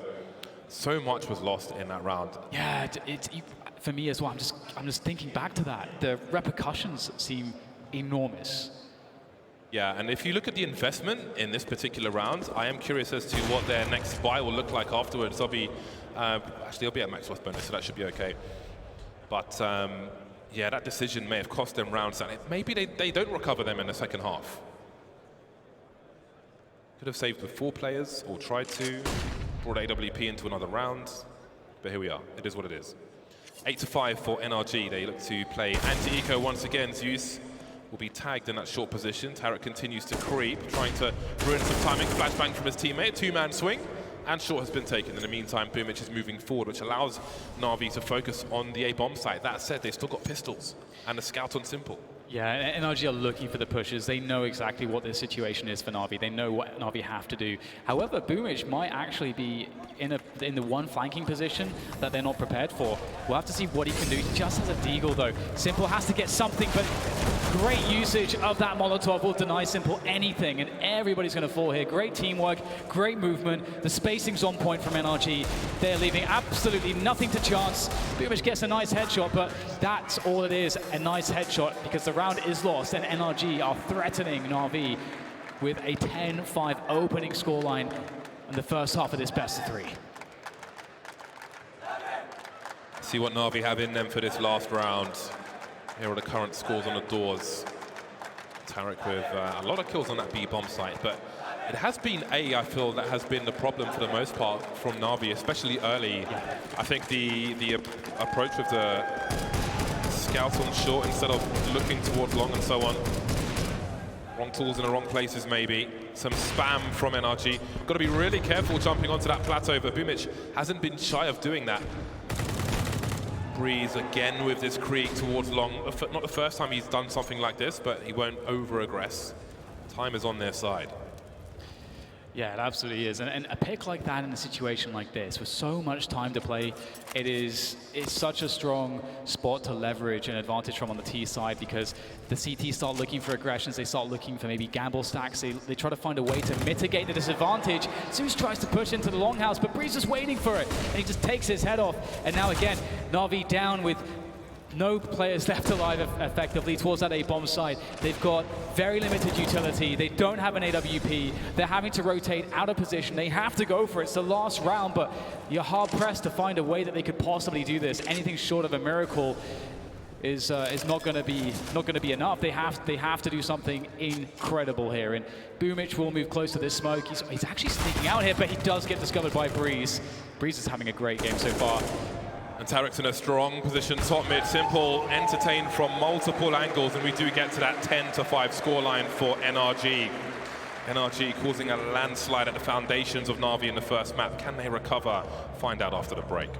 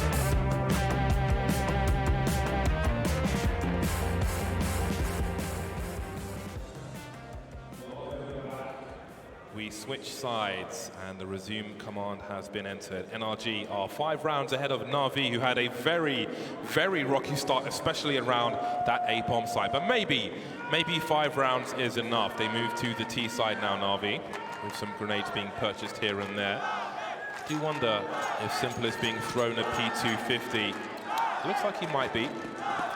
There we go. We've got a raid boss. Lovely stuff again.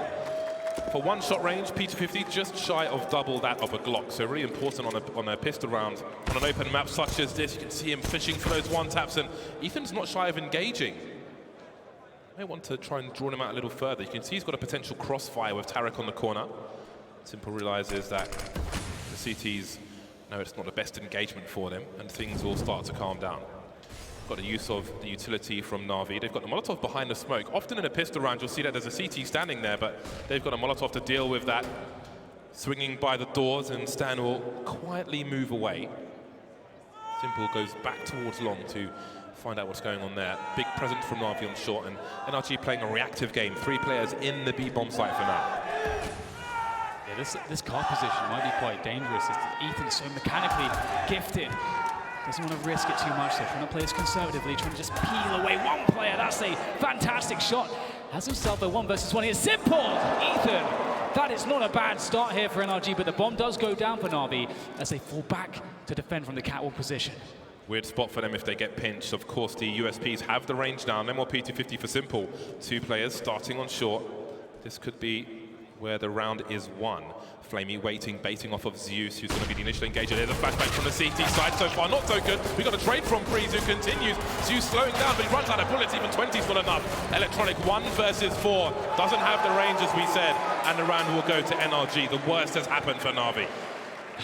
But they could do exactly what NRG did to them. They got the bomb down. I think they have to go for that force buy, just like NRG did. Get that Krieg out and find the right spot to try to trade players. Once you can do that on a map like Dust2, you can create a lot of problems for the CTs. They can be really caught out of position because of the long rotation times. So we'll see if the approach is identical, if Na'Vi will try to fight long. Because imagine this as well, you know, in a situation where Na'Vi go for that long fight, what if NRG try to trade them there? Well, that could still be a really good spot for Na'Vi to just get a 3v3 early. So looks like they won't be going for that long aggression. Looking more like a default here, actually, from Na'Vi. They may have a short set piece in mind, but they have to keep everybody with grenades alive, and that's a lot of grenades, James. That simple hand, he's dead. What a headshot from Cirque. I'm surprised they challenged him there before getting into position. Hard not to on Dust2 sometimes. Cirque makes his way towards that A-bomb site. A 3-0-2 set up now for NRG. Stan just spotting through the doors, as you can see on the radar. Cirque spotting on short, so there are advantages to be had here from Na'Vi, but they need to avoid getting wrecked by that scout. They need to get the numbers on the bomb site of A. They've got the Molotovs, they've got the smokes to set up.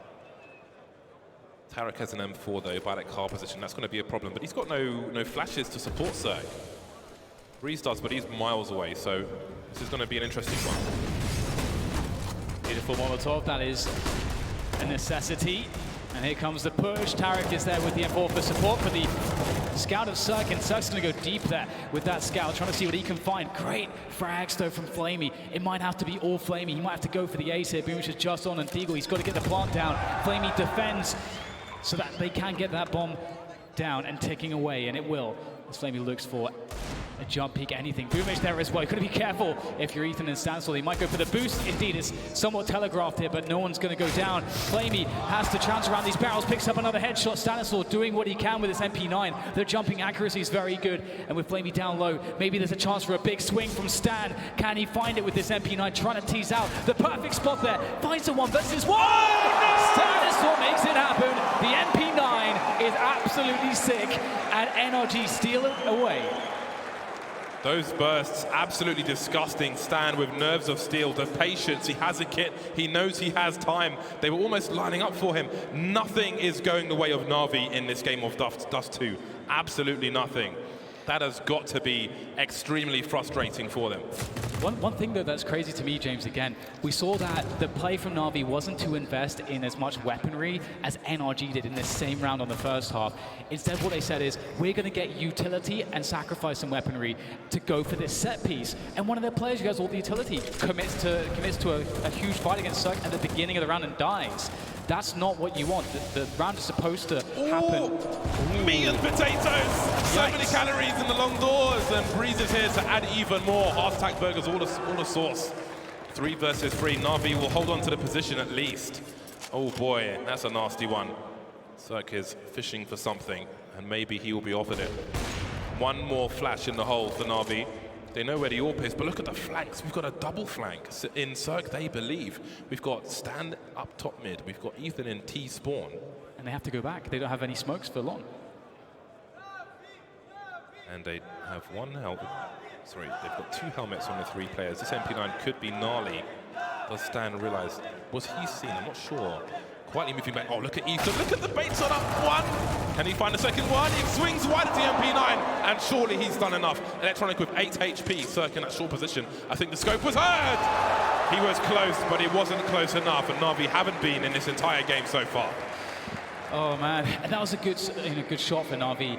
We talked about it before. One way that you can really get into the game if you don't have options to play a long round, if you don't have a lot of utility on the T side, is just try to get the firepower, get the bodies in towards long, and try to just trade frags. If the CTs fight you like this, you can get maybe a 3v3 at the beginning of the round, and that's actually what happened. They got that 3v3, but NRG, they're so good at reacting. They immediately pushed the B players and the mid players towards the flank, effectively boxing Na'Vi in. They didn't have utility. They couldn't push towards the A bombs. Like, they had to go back. And as you said, James, the bait setup that NRG created in that moment, that is beautiful. They were thinking ahead.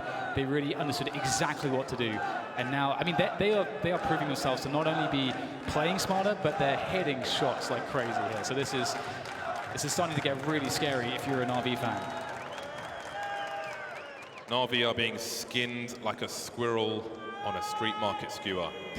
It is nasty. It is unpalatable for some of the fans in attendance. And look at this buy. What kind of buy is this? This is Dust2. You can't buy this.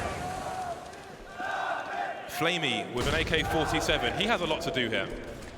His teammates can support with utility, but they need to stay alive. They need the numbers alive for Flamey to get openings, for weapons to be collected. NRG being denied information early. Boomich has taken the short position with ease, and it looks like he'll be posting up some grenades towards the A bomb site. He's going to pull Cirque out of position, and Breeze is heading towards long, but it's a trap. They're going towards the B bomb site. Yeah, Ethan's there in the corner. The flashbang will wear away, but Zeus connects the headshot straight away with that UMP. Now this is an interesting spot. Stan can't really commit for anything here. He's got to wait for his teammates. He's trying to slow down the bomb plant as well, buy his team as much time as possible.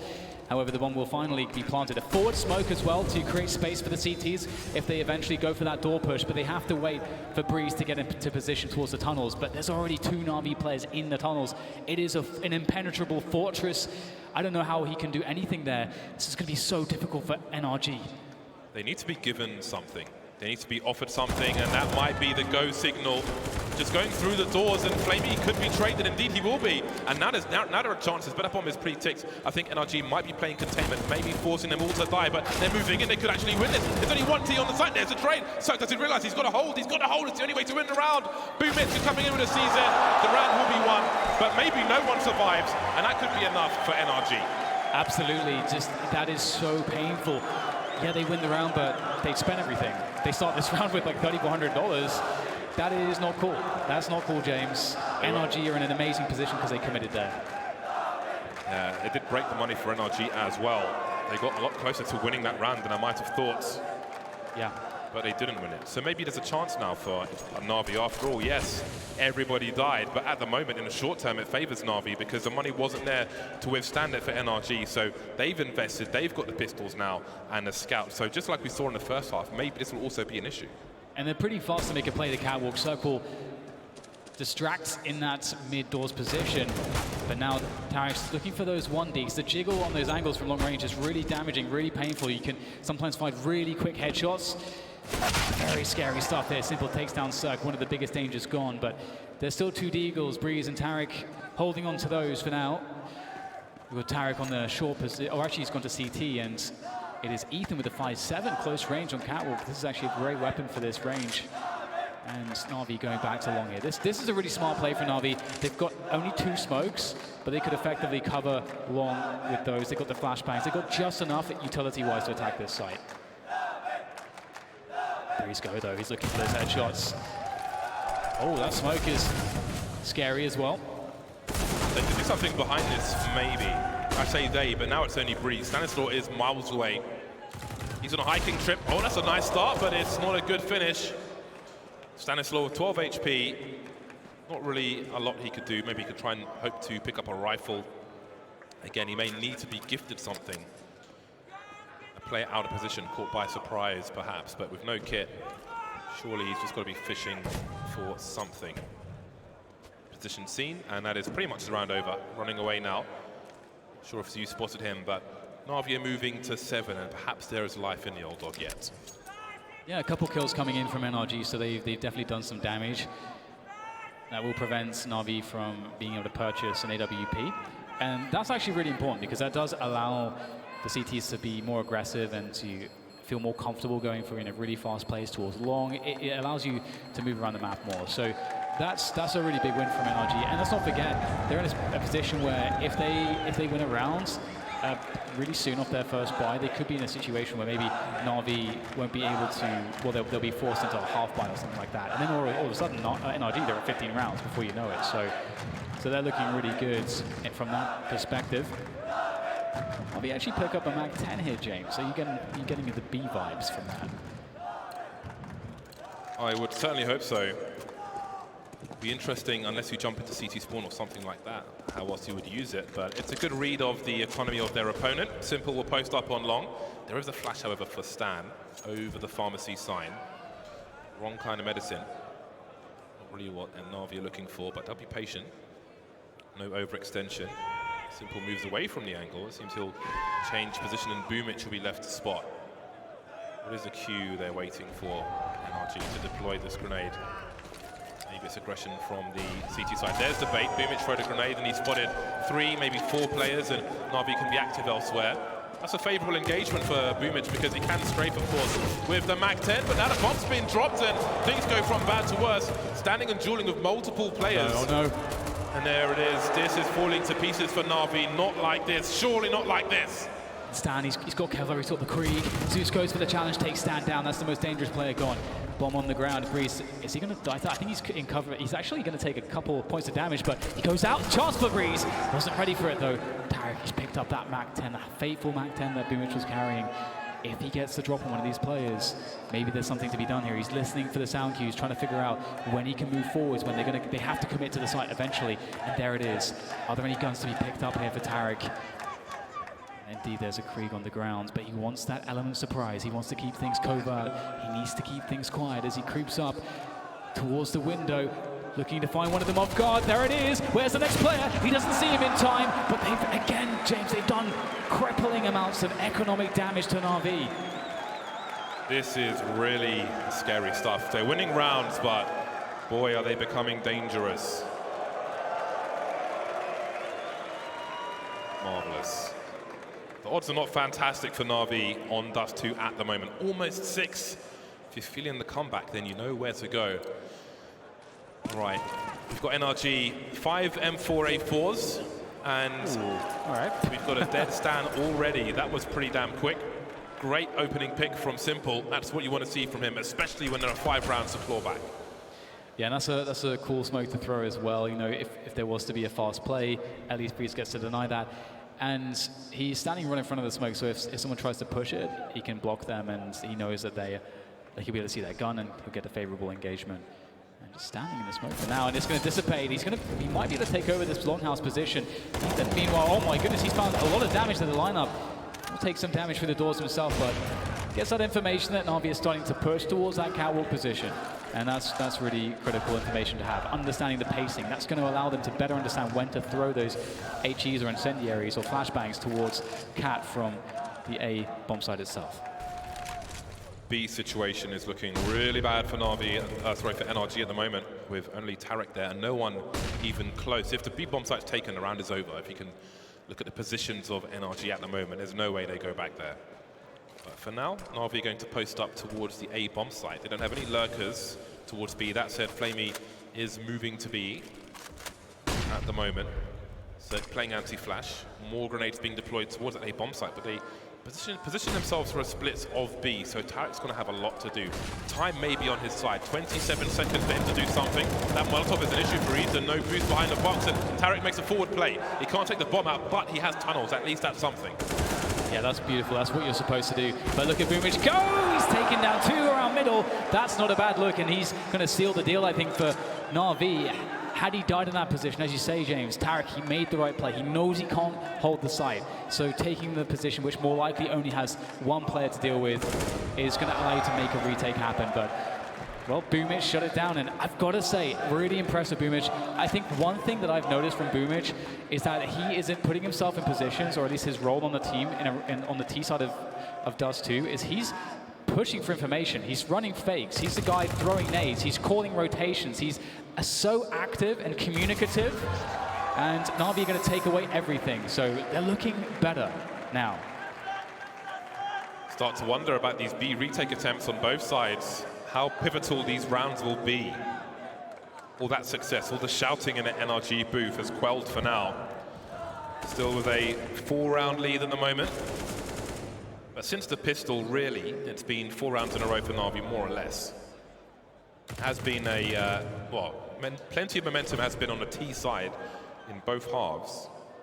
And we have a tactical timeout from NRG as they discuss the round to come. They've got $3,000 per person, so there's not too much to offer.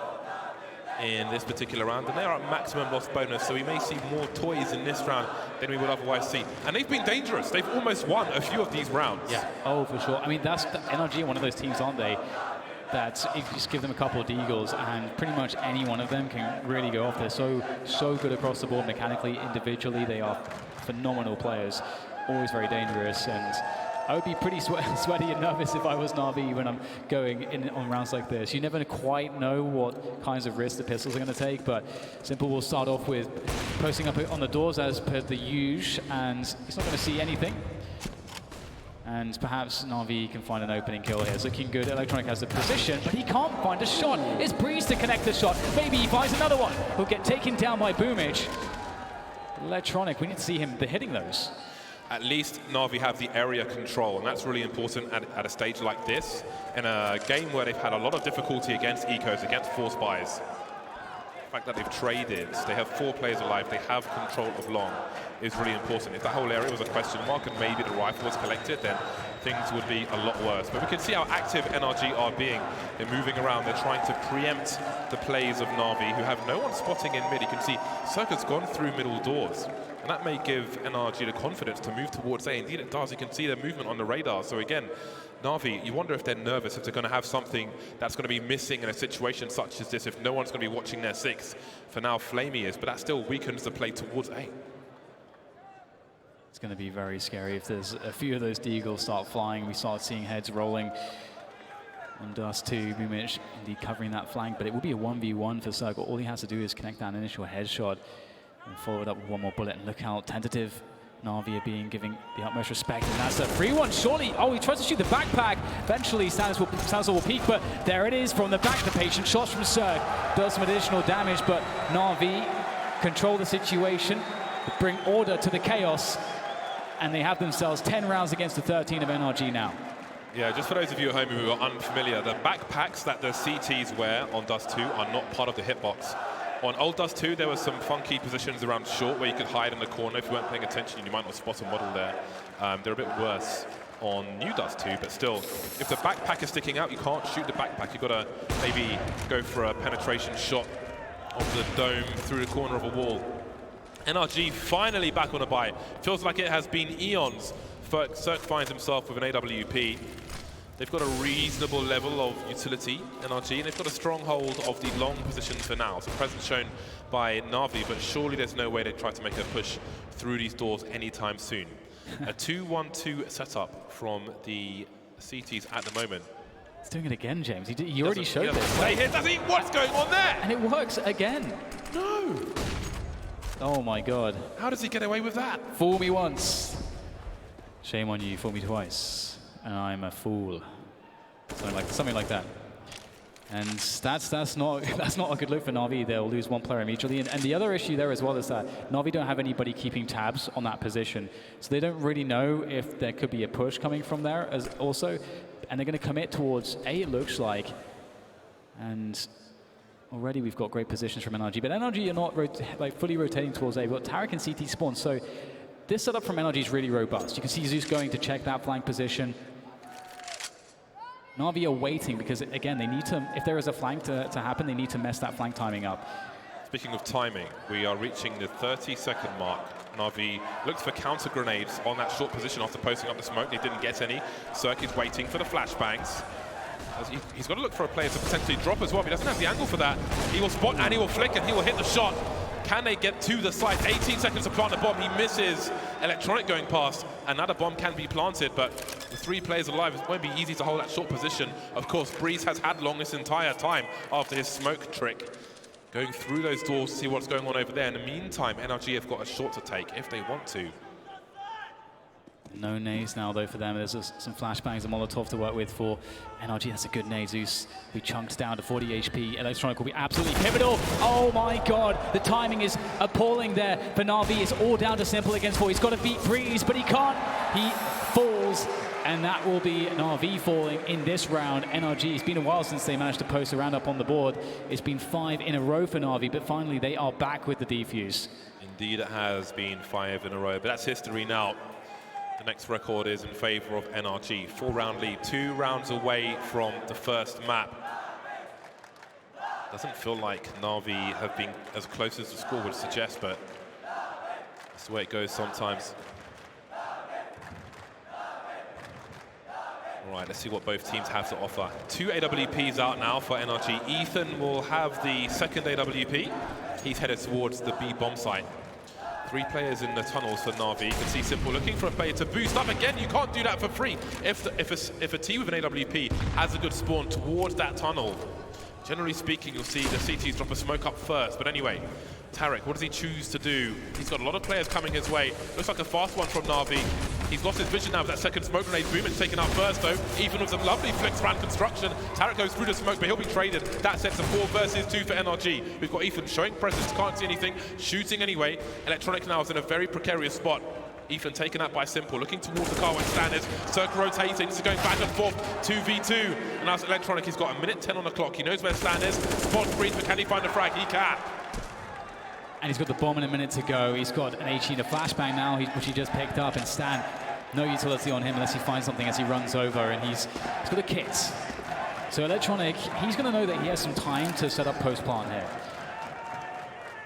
There it is. Where does he choose to go? Jumps across, and he was spotted, I believe, by Stanislaw, and he's going to see that. I think he was a little bit frustrated. We saw on the player camera as we see him falling back to that pit position. It's all about the precision here. Stanislaw, the in-game leader for NRG, the most recent pick up to the team, looking to see where the peak will be. Surely Electronic will be favored here. He's going to get the peek up and see Stan first. But can he land the shot? There it is. Now Stan has warning of where he's coming from, trying to find the pre-aim. Stanislaw, oh my God, he takes his time and absolutely nails Electronic. But can he get to the site in time for the defuse?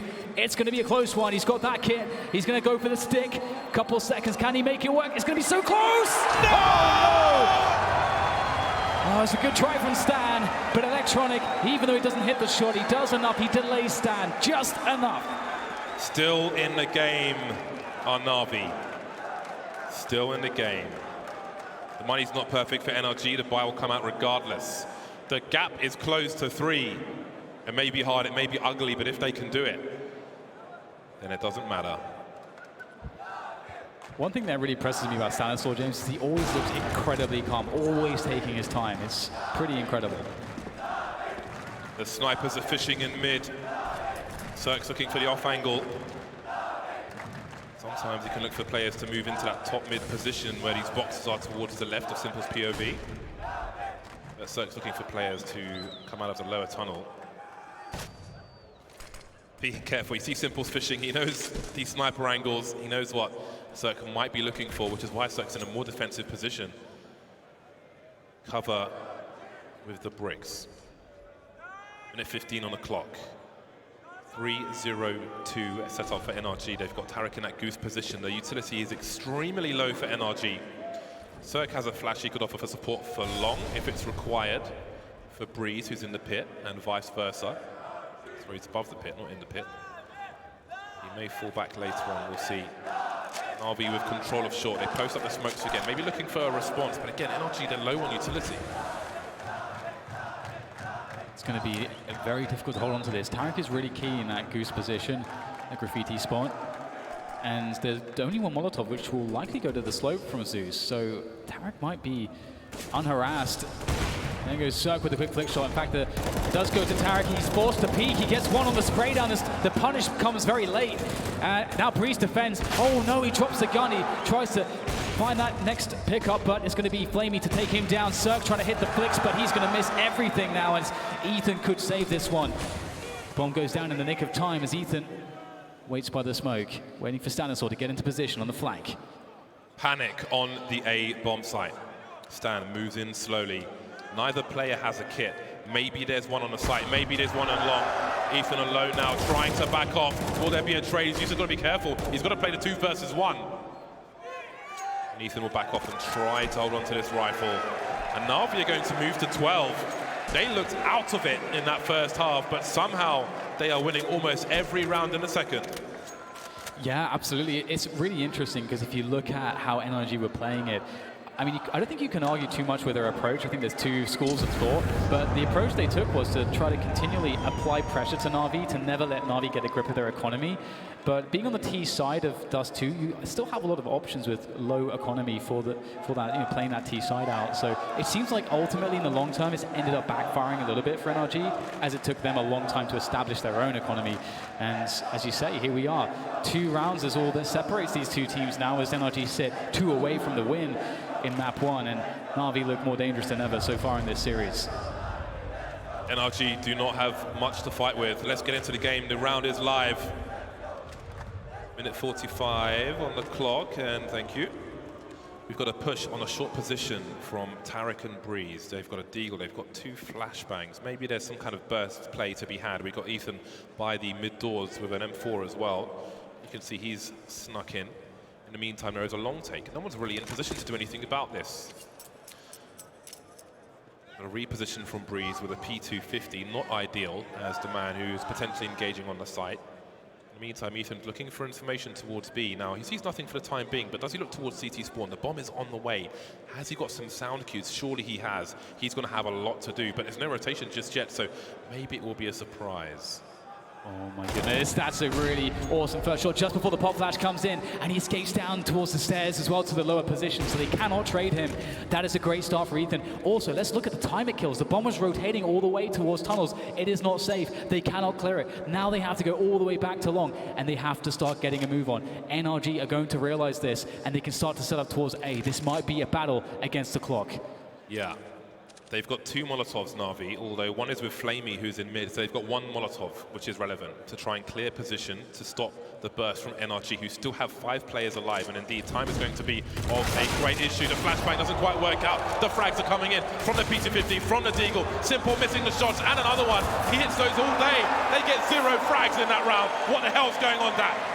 Oh my god, the one rifler, Ethan, moving covertly through the tunnels to try to get information for the team. That was the big risk for NRG. It was a play for frags, it was a play for information, but ultimately it came at the worst time for Na'Vi because they, again, look at what happened on long. They were forced to push much more quickly than they would have liked, and that allows the pistols to get to create chaos and abuse that chaos. NRG with pistols, James, we set it up before, we said it time and again, they are extremely dangerous with those pistols. After such a long, laboured comeback from Na'Vi, to lose a round like that and put their opponent on game point, just wait until you see what they have to bring into this round. This is a terrible way to claw your way back into a game and then potentially lose a map. It's amazing as well that Ethan actually took the perfect off angle. If he'd been a bit further forward, like a step forward, it wouldn't have worked out that well. If he'd been a step back, the flash would have come in and he would have been blinded and killed. And then the round's over because they'll just get into the B-bomb side. So that somehow Ethan managed to find the perfect off angle. It's kind of crazy. 15-12 for NRG. They are so much better equipped. Simple's the only person with grenades, and he has a Krieg in this round. The rest of them on Deagles, a Butcher by. Moving into the lower tunnel position. How on earth do they even dare try and take the long area without a spawn? There will be a lot of fishing in this round. NRG ready to defend around the A bomb site, around that long position. Breeze almost threatening some more smoke gimmicks. NVIDIA settings, please. You love to see it, James. In such an important moment, Simple is the one that's been powered up with a Krieg. Everybody else with the lowly pistols. It is Simple, the man to save this game for Na'Vi. And in comes the push, and Breeze takes down 1. Simple, though, and Flamey getting the entries that they need, but up steps Tarek to the plate to deal with the oncoming masses of Na'Vi, and he's going to take pretty much everybody down. Electronic and Flamey is all that remains here, and it doesn't seem that Electronic can get around the flank fast enough. Tarek tries to push down the bomb, switches out, but indeed, actually, Electronic does get into position in time. There are still problems here for NRG. Can Na'Vi find a way with no utility and no health to make this work? Flamey's got a gamble. If this throw goes wrong, that could be everything. Oh my God. Just in the middle of nowhere, but no one is peeking. 25 seconds. Stan's got some grenades, but he won't stop the bomb from being planted. Ethan holding his position. 1 player on the side, 1 player towards long, and now it's just a 1 towards long.